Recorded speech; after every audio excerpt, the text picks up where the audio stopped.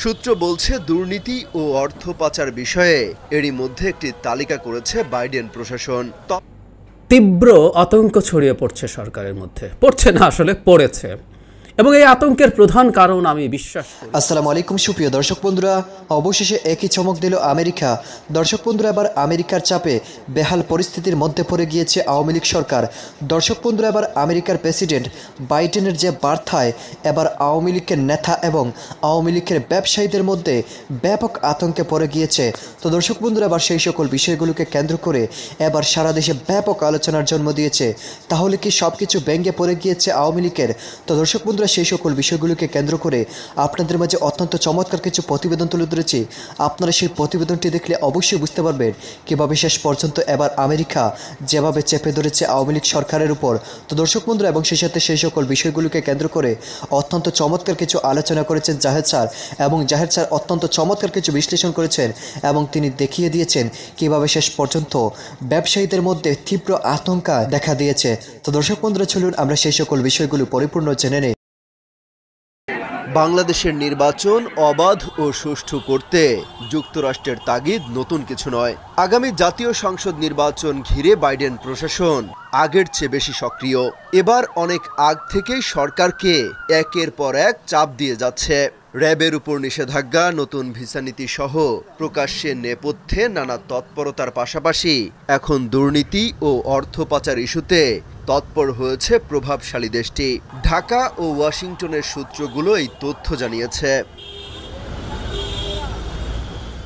সূত্র বলছে দুর্নীতি ও অর্থ পাচার বিষয়ে এরই মধ্যে একটি তালিকা করেছে বাইডেন প্রশাসন। তবে তাদের দাবি এটি নির্বাচন কেন্দ্রিক নয়, এমনকি কোনো নির্দিষ্ট দল বা ব্যক্তি কেন্দ্রিকও নয়।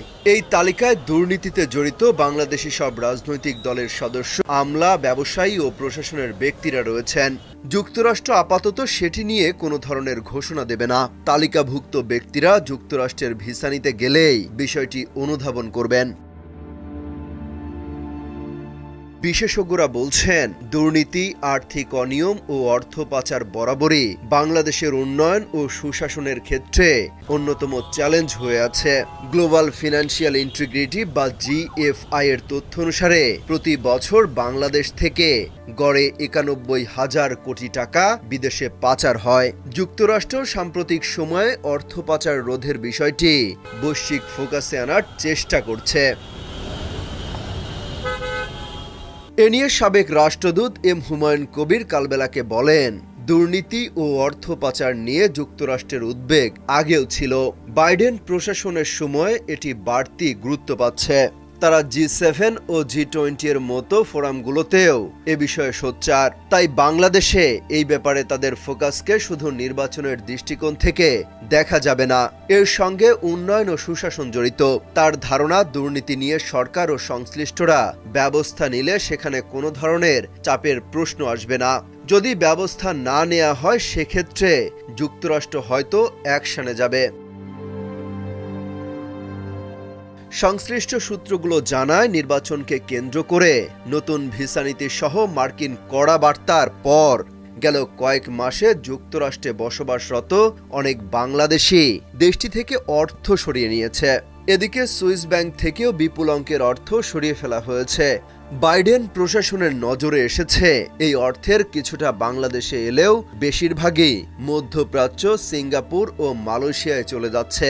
অতীতের রেকর্ড অনুসারে নির্বাচনের আগে বাংলাদেশে অর্থ পাচারের ঘটনা বেড়ে যায়। তাই এই বিষয়ে বাংলাদেশের সঙ্গে যৌথভাবে কাজও করতে চায় আমেরিকা। নেফিউ সফরে সেই বার্তাও দিয়ে গেছেন। পররাষ্ট্র সচিব মাসুদ বিন মোমেন জানান, যুক্তরাষ্ট্র বিশ্বব্যাপী দুর্নীতি বিরোধী কার্যক্রমকে অগ্রাধিকার দিচ্ছে। নিষেধাজ্ঞাকে তারা দুর্নীতি দমনের হাতিয়ার মনে করে। তাই ভবিষ্যতের বড় প্রকল্পে অর্থায়নের ক্ষেত্রে দুর্নীতি বিবেচনায় নিতে পারে। পাচার হওয়া অর্থ ফেরত আনার ব্যাপারে সহযোগিতার বিষয়েও আমেরিকার সাথে আলোচনা হয়েছে বলে জানান মোমেন। তীব্র আতঙ্ক ছড়িয়ে পড়ছে সরকারের মধ্যে, পড়ছে না আসলে পড়েছে, এবং এই আতঙ্কের প্রধান কারণ আমি বিশ্বাস করি, আমি মার্কিন ভিসা নীতি যখন হয়েছিল তখন একটা ভিডিওতে বলেছিলাম যে এই যে প্রধানমন্ত্রী সব ম্যানেজ করে ফেলতে পারেন, এই পারসেপশনটা আসলে টুকরো টুকরো হয়ে গেছে প্রথম র্যাবের ওপরে স্যাংশন এবং এরপর ভিসা নীতি আসার পর থেকে। মানে উনি আসলে আর ম্যানেজ করে উঠতে পারছেন না, এই বোধটা ছড়িয়ে পড়েছে। কেন আজকের এই ভিডিওটা আবার করছি সেই প্রসঙ্গে আসার আগে দুটো কথা একটু বলি। সেটা হচ্ছে মানে সরকার বলতে বর্তমানে বাংলাদেশের ক্ষমতায় আসলে কে আছে? আমি প্রায়ই বলছি কথাটা, বাংলাদেশের ক্ষমতায় আওয়ামী লীগ নেই। মজার ব্যাপার, এখন ইন্ডিয়ান কিছু কিছু লেখকও এই কথাটা লিখছেন। আওয়ামী লীগ দলটার মৃত্যু হয়েছে 2018 সালের নির্বাচন যেদিন 29 তারিখ রাতে যখন সিল মারলো, সেদিন আওয়ামী লীগ বলে কোনো রাজনৈতিক দল আর এক্সিস্ট করে না। ওই দিন তারা সুইসাইড করেছে। এইটা নিয়ে আমি একটা ভিডিও করেছি। তাহলে ক্ষমতায় কে আছে? ক্ষমতায় আছে আওয়ামী লীগের খুব হোমরা চোমরা কিছু মানুষ, মানে কেন্দ্রের কথা বলছি, বাইরে কিছু লোকজন তো থাকেই অন্যান্য মিলে। কেন্দ্র মানে ক্ষমতার কেন্দ্রটা কি? ক্ষমতার কেন্দ্র আসলে একটা নেক্সাস, একটা চক্র, একটা দুষ্ট চক্র, যেটার অংশীদার কারা কারা, পার্টনারশিপ কাদের কাদের? কিছু রাজনৈতিক নেতা মানে হচ্ছে আওয়ামী লীগের নেতৃবৃন্দ, কিছু লোকজন আছে ব্যুরোক্রেসি, আমলাতন্ত্র, সামরিক বেসামরিক আমলাতন্ত্র, সাথে পুলিশ আমলাতন্ত্রের অংশ, কিন্তু পুলিশকে আমরা আলাদা করে না বললে আসলে বোঝা কঠিন হয়। পুলিশের খুব উঁচু পর্যায়ের কিছু মানুষজন, আর ব্যবসায়ীরা, অলিগার্ক। আমরা বাংলাদেশ তো আসলে একটা ক্লিপ্টোক্রাসি, এখানে চোরদের শাসন চলছে, একই সাথে বাংলাদেশ একটা ক্লিপ্টোক্রাসিতে যেটা অনিবার্যভাবেই হয় সেটা হচ্ছে একটা অলিগার্কিতে পরিণত হয়। এখানে অনেকগুলো অলিগার্ক আছে, কিছু বড় বড় ব্যবসায়ী আছে যারা এই সরকারের সাথে মিলেমিশে সরকারের অংশে পরিণত হয়েছে, এবং এই নেক্সাসটাই আসলে বাংলাদেশ, এটাই সরকার। তাহলে সরকারের মধ্যে আতঙ্ক ছড়িয়ে পড়ছে আমি যখন বলছি, তখন আমি আসলে এদেরকে বোঝাচ্ছি, এই কোরটাকে বোঝাচ্ছি। এই কোরটা এখন তীব্রভাবে ভীত হয়ে পড়েছে, তার একটা নতুন আলামত দেখা যাচ্ছে, সেটা নিয়ে একটু কথা বলতে চাই। বণিক বার্তার একটা খবর, মার্কিন নিষেধাজ্ঞা ও জব্দ আতঙ্ক ছড়িয়ে পড়েছে ব্যবসায়ীদের মধ্যে। এখানে একটু শুরুর অংশটা পড়ি। একজনের নাম, ছদ্মনাম বলেছে, দেশে তৈরি পোশাক রফতানিতে শীর্ষস্থানীয় গ্রুপগুলোর একটি স্বত্বাধিকারী তিনি, টপদের একজন। যুক্তরাজ্য, ফ্রান্স, জার্মানি সহ ইউরোপের দেশগুলোতে বছরে প্রায় $300 মিলিয়ন পণ্য রপ্তানি করেন তিনি। 300 মিলিয়ন মানে $30 কোটি। আমরা খেয়াল করে দেখি, অঙ্কটা অনেক বড়। ব্যাংক, আবাসন সহ অন্যান্য খাতে রয়েছে বড় বিনিয়োগ। এরই মধ্যে যুক্তরাজ্যে একাধিক বাড়ি সহ জমা করেছেন বিপুল সম্পদ। তবে মার্কিন বিধিনিষেধের আওতায় পড়ার আশঙ্কায় বেশ উদ্বিগ্ন এই ব্যবসায়ী।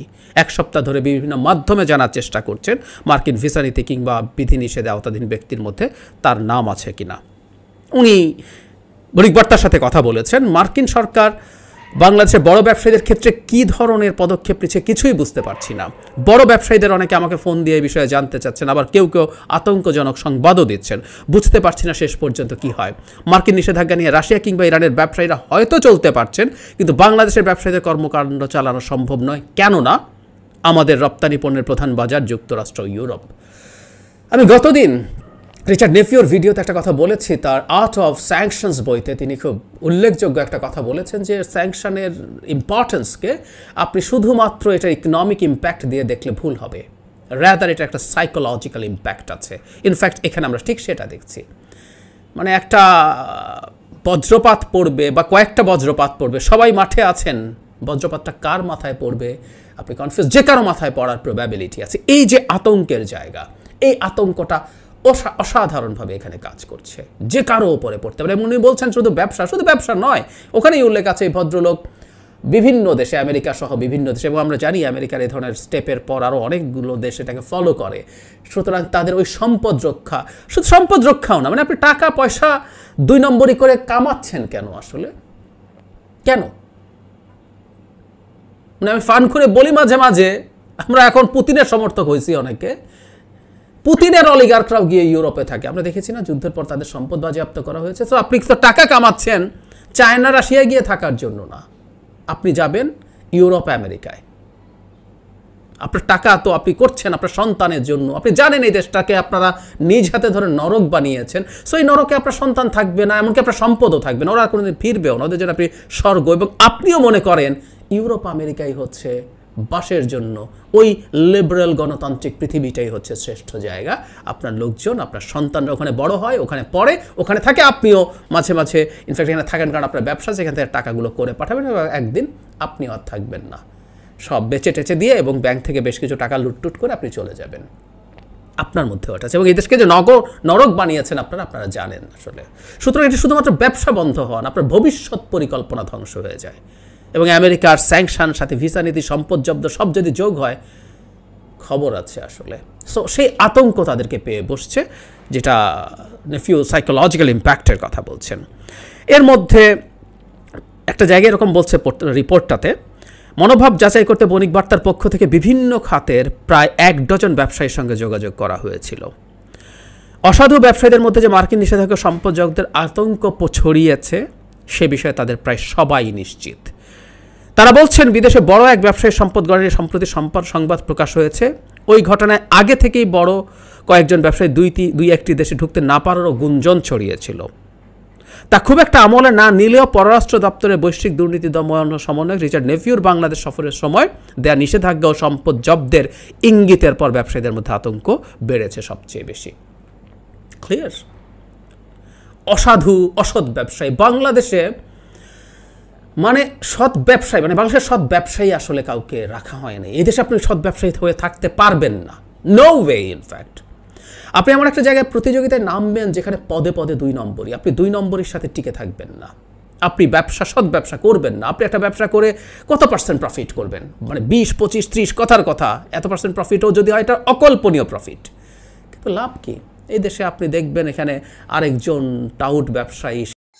তো দর্শক বন্ধুরা, আপনারাও তো ইতিমধ্যে এই সকল কথাগুলো শুনে এবং এই সকল তথ্যগুলো জেনে অবশ্যই বুঝতে পেরেছেন, অবশেষে আমেরিকার চাপে বেহাল পরিস্থিতির মধ্যে পড়ে গিয়েছে আওয়ামী লীগ সরকার, এবং আওয়ামী লীগের যে গুন্ডা ব্যবসায়ীরা ছিল সেই সকল ব্যবসায়ীরা এবার ব্যাপক অস্থিরতার জন্ম দিয়েছে। তো দর্শক বন্ধুরা, এবং সেই সাথে আপনারা জাহেদ স্যারের এই আলোচনাটি শুনে এবং এই প্রতিবেদনটি দেখে আপনাদের কাছে কি মনে হচ্ছে? তাহলে কি শেষ পর্যন্ত আমেরিকার সরকার বাইডেনের কঠিন হুঁশিয়ারি, এই হুঁশিয়ারিতে কি টিকে থাকবে বাংলাদেশের এই পরিস্থিতির সরকার? তো দর্শক বন্ধুরা, আপনারা এই পুরো ভিডিওটি দেখে এবং এই সকল তথ্যগুলো জেনে আপনাদের কাছে কি মনে হচ্ছে অবশ্যই কমেন্ট করে জানিয়ে দিবেন। তো দর্শক বন্ধুরা, ভালো থাকুন, সুস্থ থাকুন, আল্লাহ হাফিজ, আসসালামু আলাইকুম ওয়া রাহমাতুল্লাহি।